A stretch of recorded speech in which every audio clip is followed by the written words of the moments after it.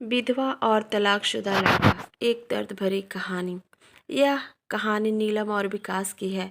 नीलम अपने शादी के 1.5 महीने बाद ही विधवा हो जाती है और उसके जीवन में अचानक ही पतझड़ आ गया था। नीलम को ऐसा लगता था जैसे वह संसार की सबसे बदनसीब औरत है। उसकी आंखों के आगे उसका अंधेरे जैसा भविष्य हमेशा घूमता रहता था।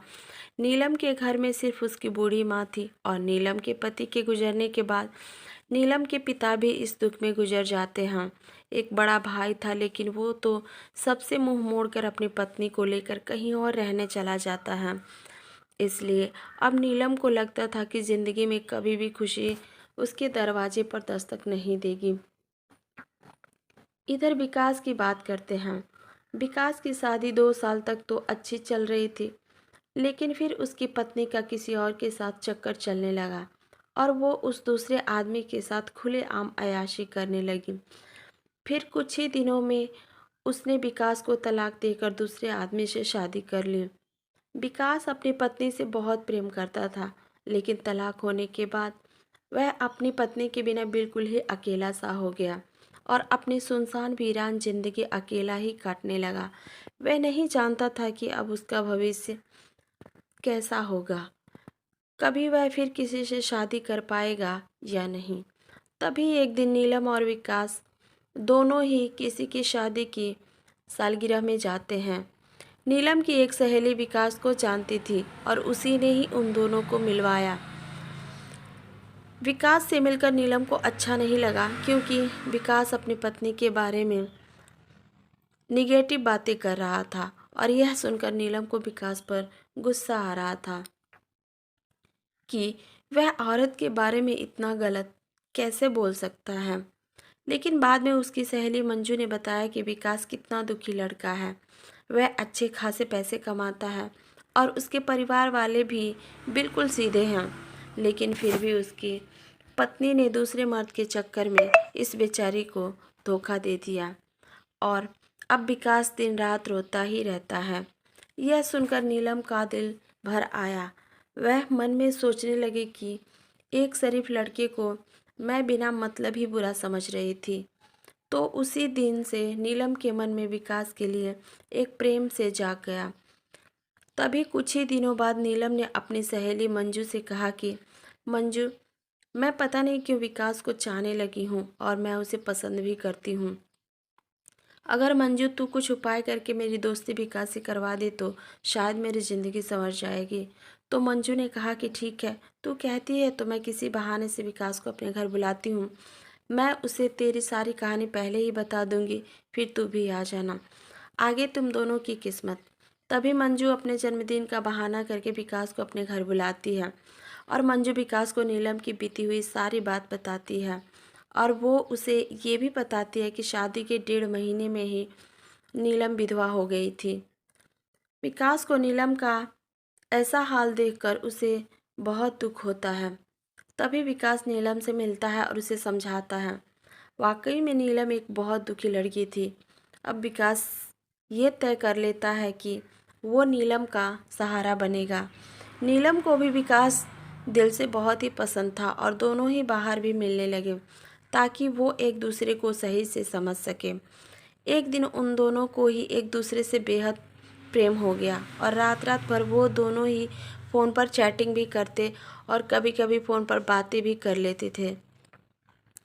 विकास बहुत ही रोमांटिक लड़का था। वह अपनी बातों से नीलम का दिल जीत चुका था। नीलम को भी विकास के मुंह से अपनी तारीफ सुनना बहुत ही अच्छा लगता था। दोनों ही हर रविवार को मिलते थे, पार्क में घूमने जाते थे और कभी कभी रात को होटल में डिनर करने भी चले जाते थे। तभी एक दिन नीलम विकास को अपने साथ अपने घर ले गई और उसे अपनी माँ से मिलवाया।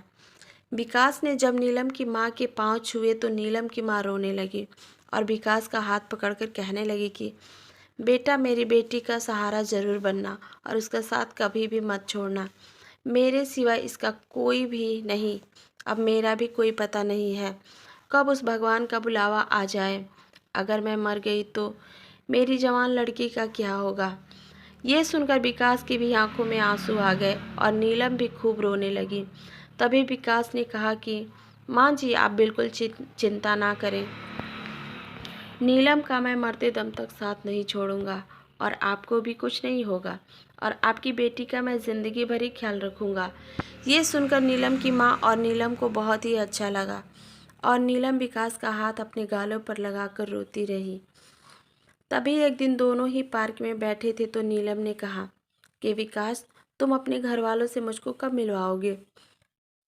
विकास ने बात टाल दी और उससे प्रेम भरी बातें करने लगा और कहा, नीलम, मैं तुम्हारे बिल्कुल नज़दीक आना चाहता हूँ। बोलो, तुम मुझे अपने करीब कब आने दोगी। लेकिन नीलम विकास को अपने करीब आने से मना करती है, मगर फिर भी थोड़ा बहुत वो दोनों प्रेम कर ही लेते हैं। तभी नीलम की सहेली मंजू ने नीलम के कान भरना शुरू कर दिए।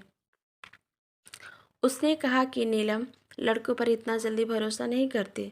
तू तो सीधी सादी है। विकास को अपनी माँ से भी मिला दी, लेकिन विकास ने तुझे किसी से मिलवाया नहीं। कहीं ऐसा ना हो कि वो तुझे इस्तेमाल करके ना छोड़ दे।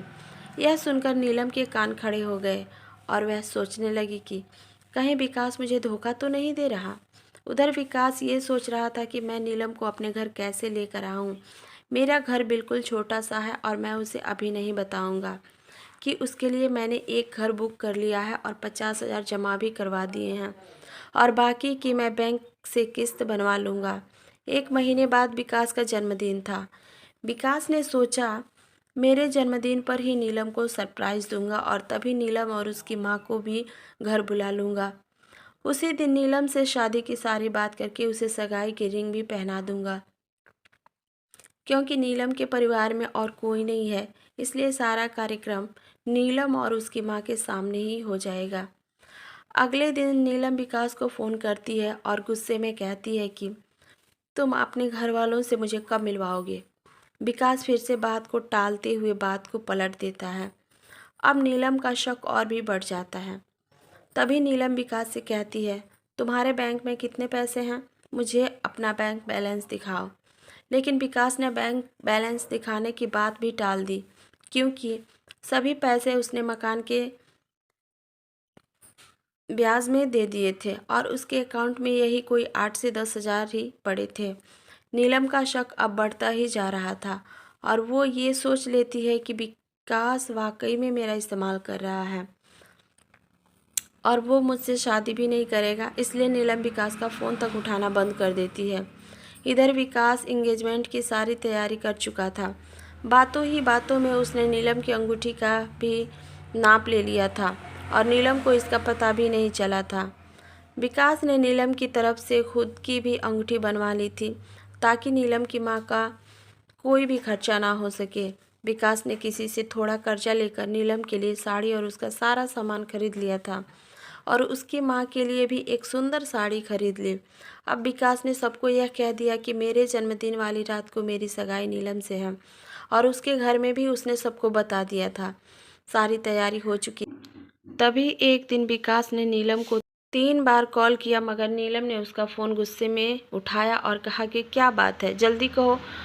तो विकास ने कहा, कल शाम को 5 बजे तुम और तुम्हारी माँ को मैं लेने आ रहा हूँ। तो नीलम ने कहा कि मुझे कहीं भी नहीं जाना। तो विकास ने कहा कि नीलम, कल मेरा जन्मदिन है। विकास ये बताया, लेकिन फिर भी नीलम ने विकास को जन्मदिन की बधाई नहीं दी। तभी नीलम ने सोचा कि जन्मदिन में चली जाती हूँ, इससे विकास का पर्दाफाश भी हो जाएगा। अगली शाम नीलम और उसकी माँ तैयार हो जाती हैं और अनिल की गाड़ी में बैठकर उसके साथ चली जाती हैं। पूरे रास्ते नीलम ने विकास से कोई भी बात नहीं की।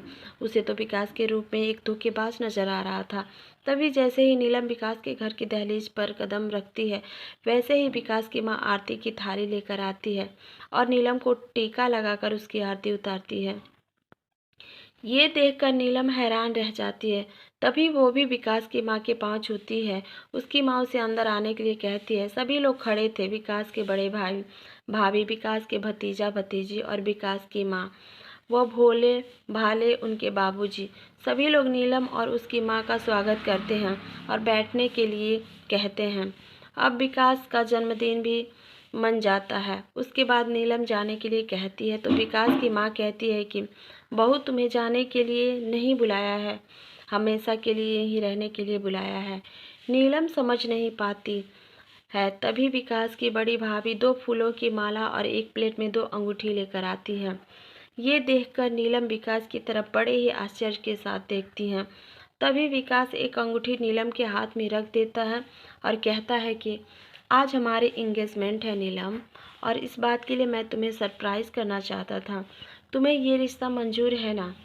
नीलम रोने लग जाती है और मन में ये सोचती है कि मैंने किस लड़के पर शक किया।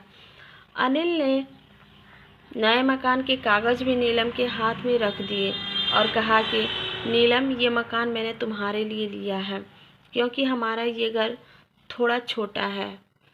इसलिए नीलम की आंखें अब अपने आंसुओं को रोक ही नहीं पा रही थी। तभी नीलम ने मकान के कागज़ अपनी सास के हाथ में रखते हुए कहा कि माँ जी, मुझे तो इसी घर में रहना है आपके साथ। मुझे नया मकान नहीं चाहिए। इस बात से घर के सभी लोग खुश हो जाते हैं। तभी विकास कहता है कि नीलम, तुम्हारी माँ भी हमारे साथ ही रहेंगी, भला वो अकेली कैसे रह पाएंगी? ऐसा करते हैं, जो मकान मैंने लिया है वो पास में ही है, माँ को तुम वहाँ शिफ्ट कर दो ताकि तुम अपनी दोनों माँ को संभाल सको। अब सब कुछ ठीक हो गया। कहाँ नीलम एक शक की वजह से सब खत्म करने जा रही थी। ये गलती उसे बहुत महंगी पड़ने वाली थी, मगर नीलम ने विकास के घर जाकर अच्छा ही किया। इसलिए दोस्तों, जीवन में कभी भी किसी शक की वजह से आप अपने प्यार को कभी मत छोड़ना। पहले पूरा सच जानना, फिर कोई कदम उठाना, तभी आपका भी रिश्ता बच सकता है। कैसी लगी आप सभी को ये कहानी? कमेंट बॉक्स में कमेंट करके ज़रूर बताइएगा।